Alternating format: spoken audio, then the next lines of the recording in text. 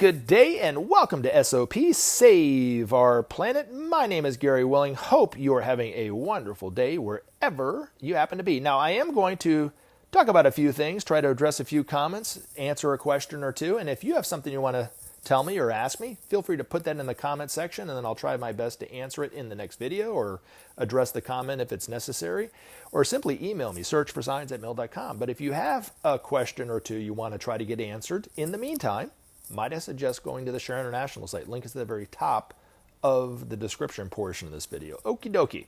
And again, as always, I really want to thank everybody who commented since the last time I put a video up. All right, so let's start with this one. As far as we know, the masters change the plan for humanity sometimes if necessary.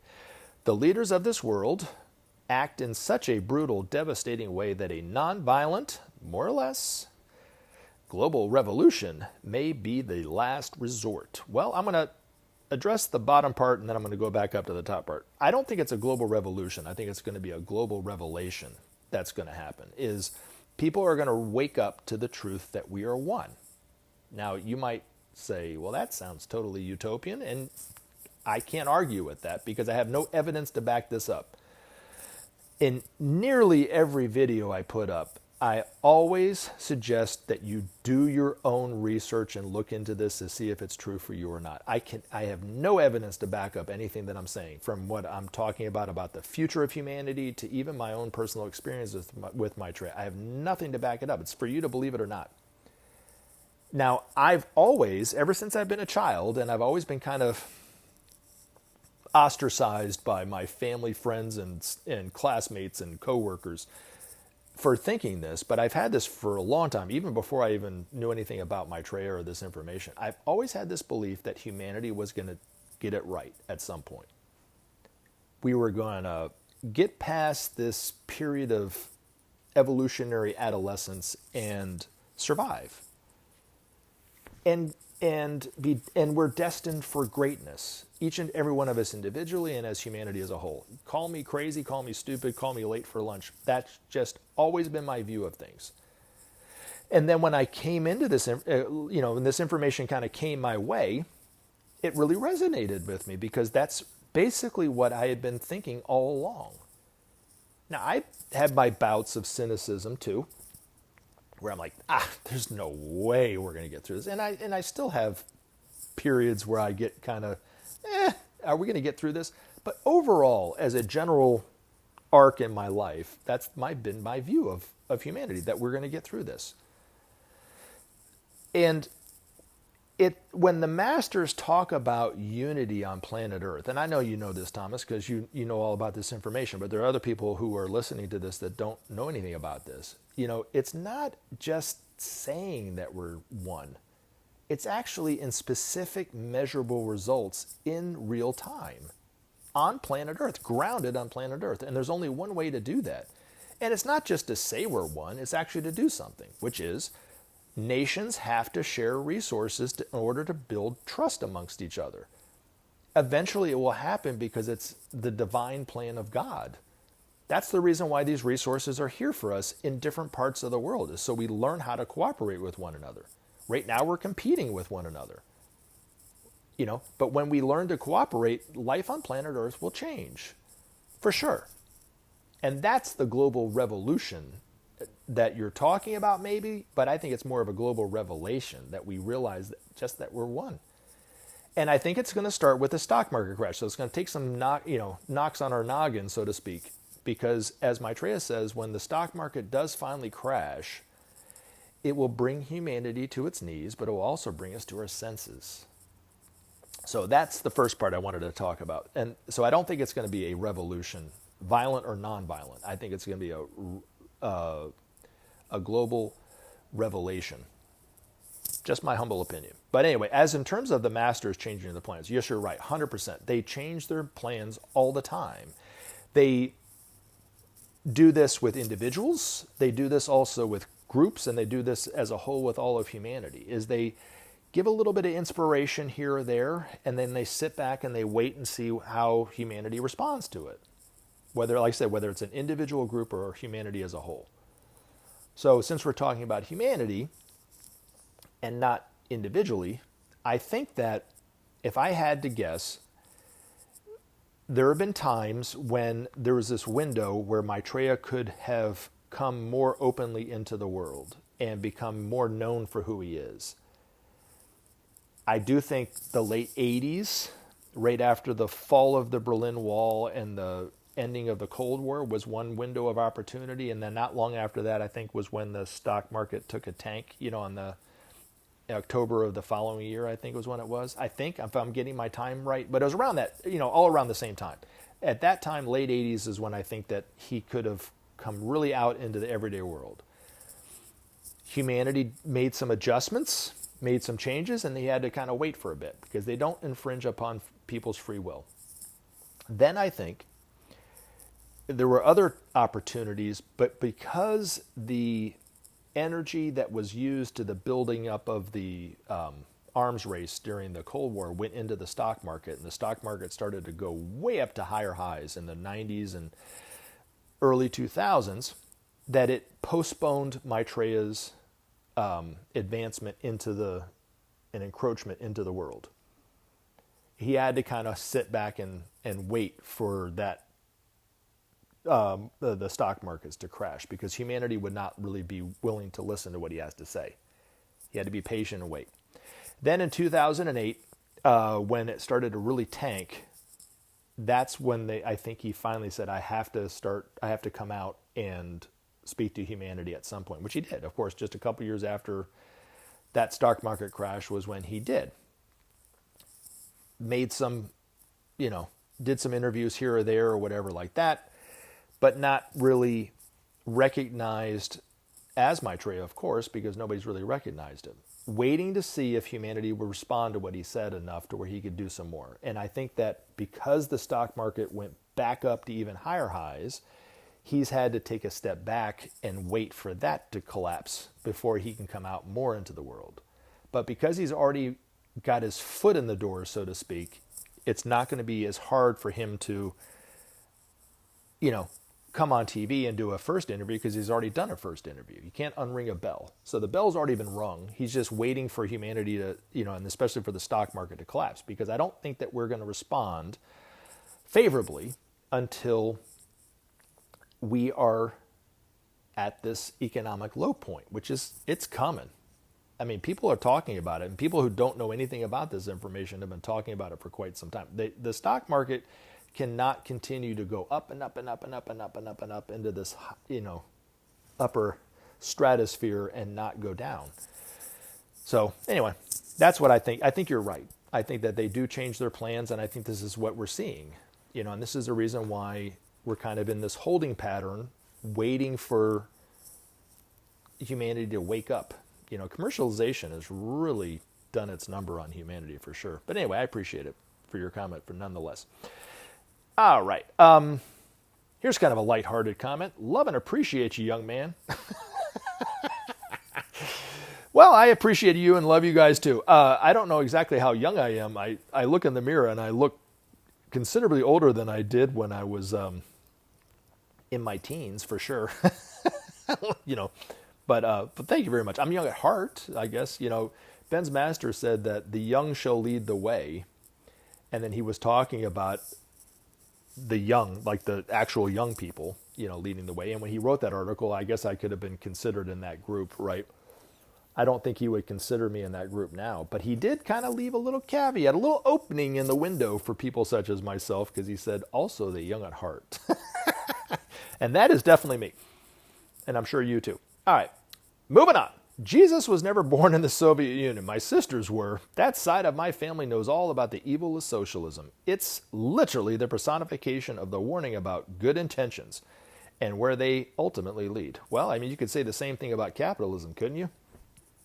I mean, capitalism has sure perpetrated a lot of evil and corruption too. So to sit here and say that capitalism is this shining beacon on the hill and socialism isn't, really, let's talk about this, because this is in reference to a video I put up where I was talking about what Jesus said in the Bible about feeding the hungry, giving aid to those who are sick, housing those people who need home, shelter and so forth, clothing those people who have no clothes, which are the tenets of what Maitreya is talking about, of justice, having food, clothing, shelter, healthcare, and education for everyone.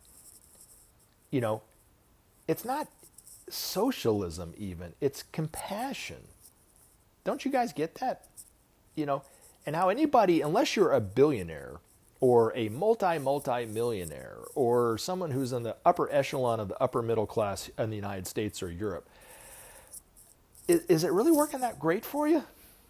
I mean, yeah, you might be comfortable, but it just keeps getting harder and harder to get ahead. I mean, gas prices keep eating up, food costs keep going up. I remember, 20, 30 years ago, it was very easy to have to afford an apartment here in Atlanta.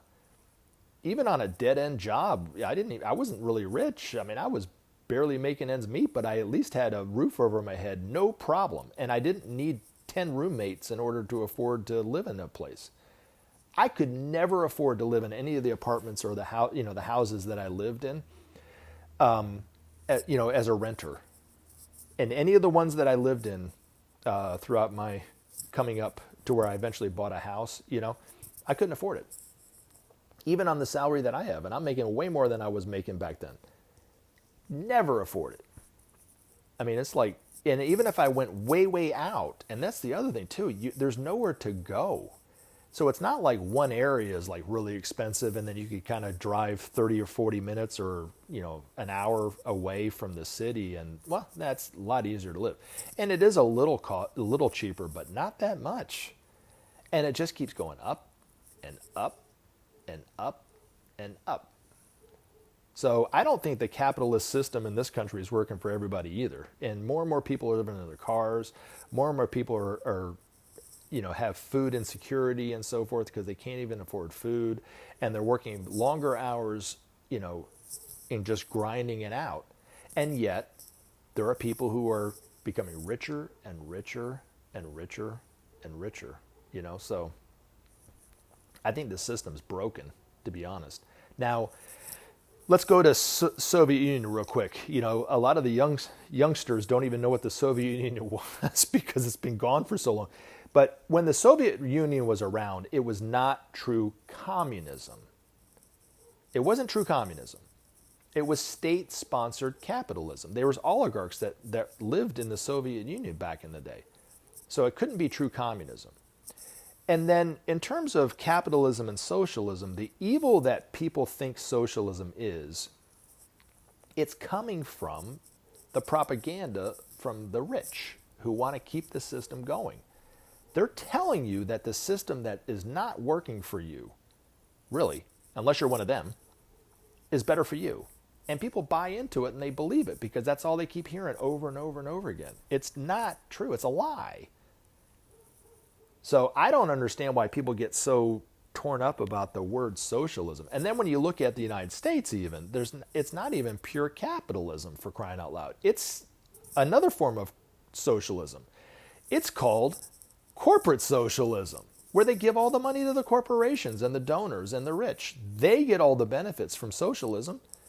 And don't think that they don't do it, because that's exactly what it is. The rich get better tax breaks. The corporations get better tax breaks. They get subsidies. They get bailouts, all that stuff. And then when it comes to giving anything to the poor, they're like, oh, we can't do that. It's all a lie, dude. Don't you see it? And if you don't, I'm sorry for you, man. I really am. But more and more people are waking up to the fact that they've been lied to. And they're getting pissed, to be honest. TBH, as I always like to say. But in terms of what Jesus said in the Bible, and let's just get back to that real quick before I move on. There are things that Jesus said, like give all your wealth to the poor and follow me. Karl Marx didn't even say that, did he? But there's some things that Jesus said that would literally make Karl Marx blush. You know what I'm saying?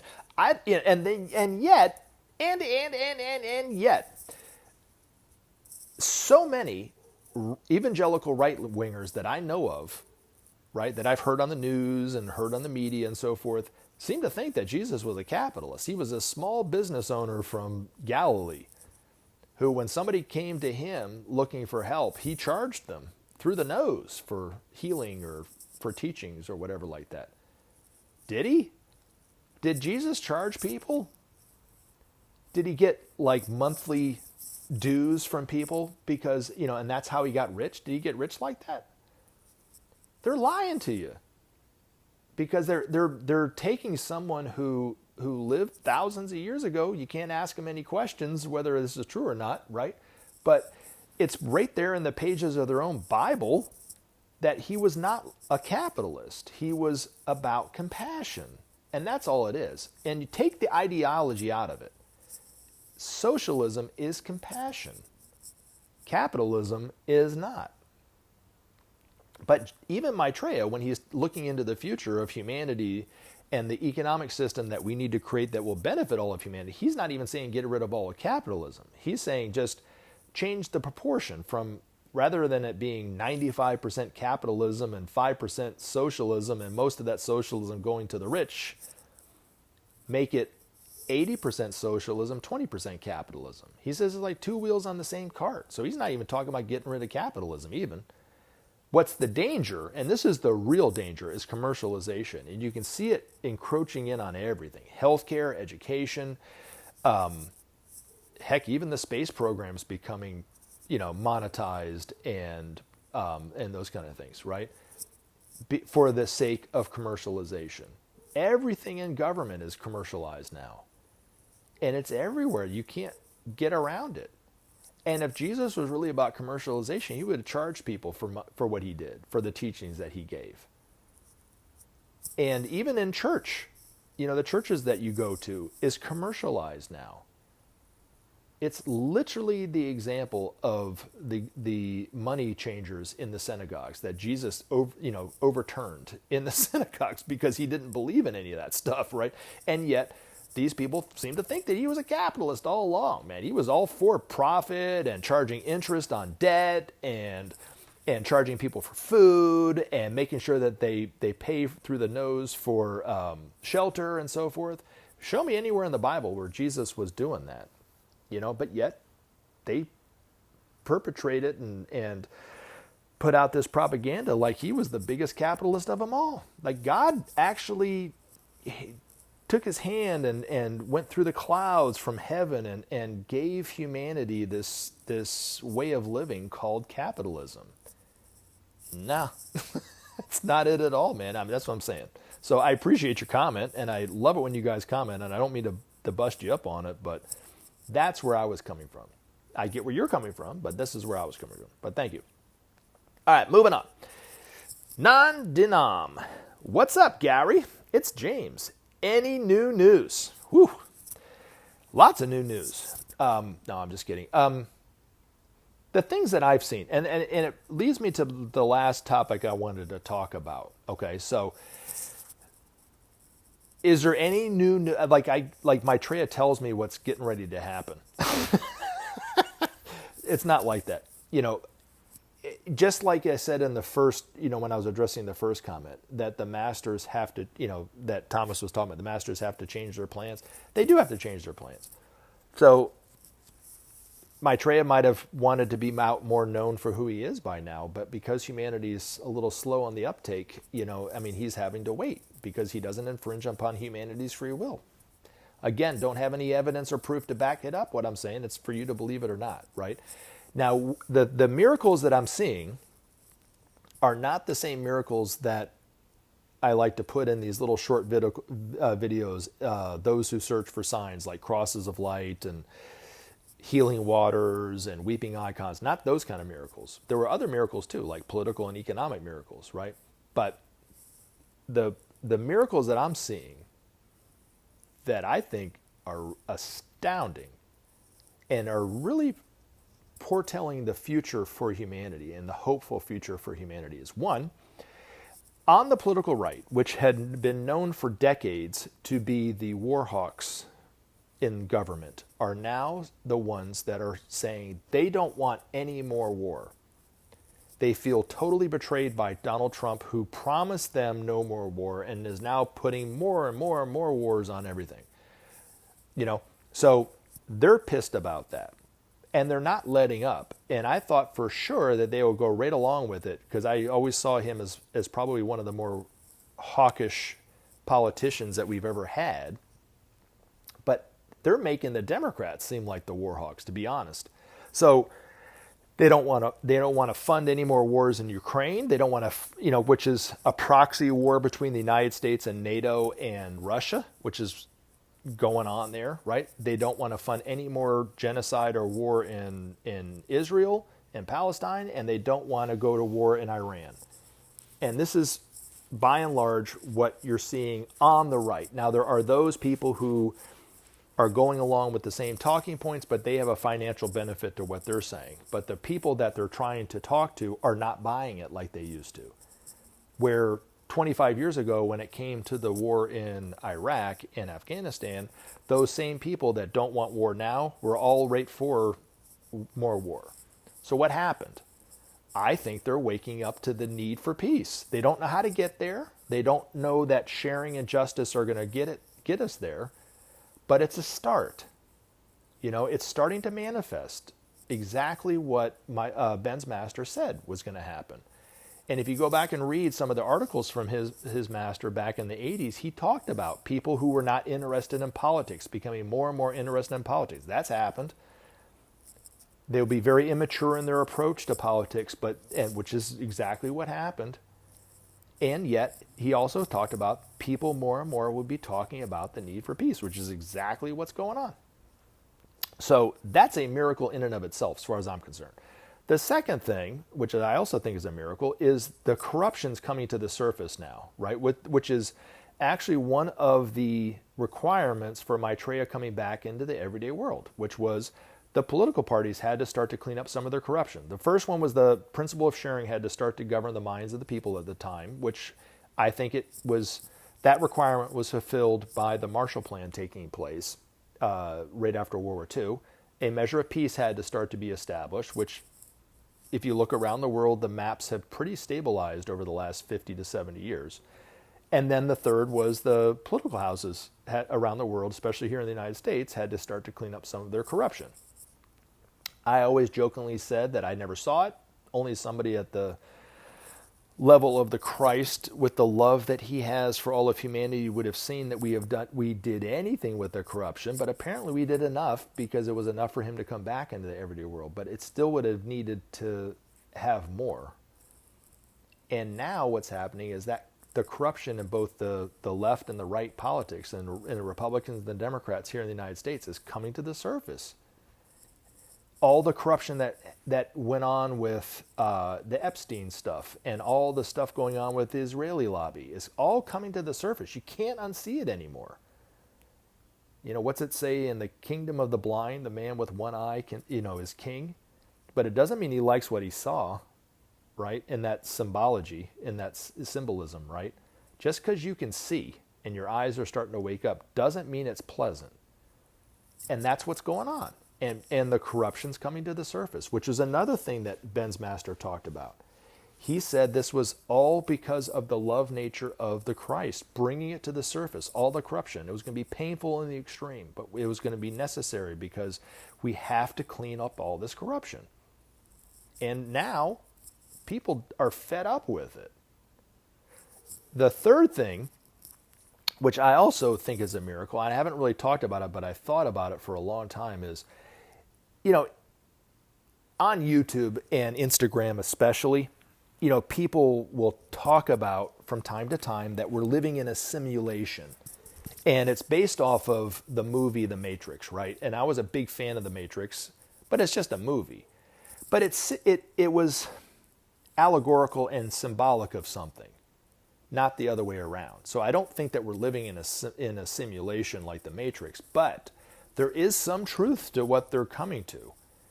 They're becoming disillusioned by their lives, and it doesn't seem as real as it used to. That's what they're seeing.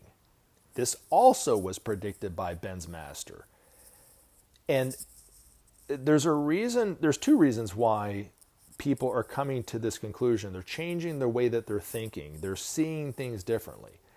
One is actually because of what we call the Antichrist, which is an energy, which destroys the old ways of thinking and relating, which it did its work during the World War II through the Axis powers, and we're still reeling the effects of it.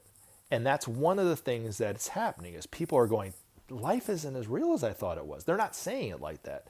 So they go, oh, I saw this movie back in the late 90s called The Matrix. We must be living in a simulation. And they kind of associate it with that. It's an illusion, but it's another illusion, but they're starting to become disillusioned by their life. They're digging onto the internet because that's the only thing they have available to find anything, about the truth of life. And whatever happens in the world, if it's uncomfortable to them or unpleasant for them to see, they start digging as deep as they can to try to find anything that's a lie about it.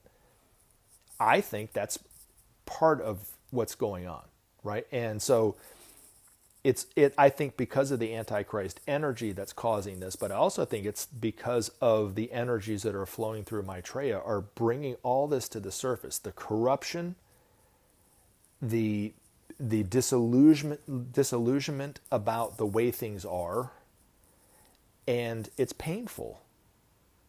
So these are, like I said, if you go back and you look at some of the things that Ben's master said about this time in our lives, you'll see that it's actually starting to really come to fruition.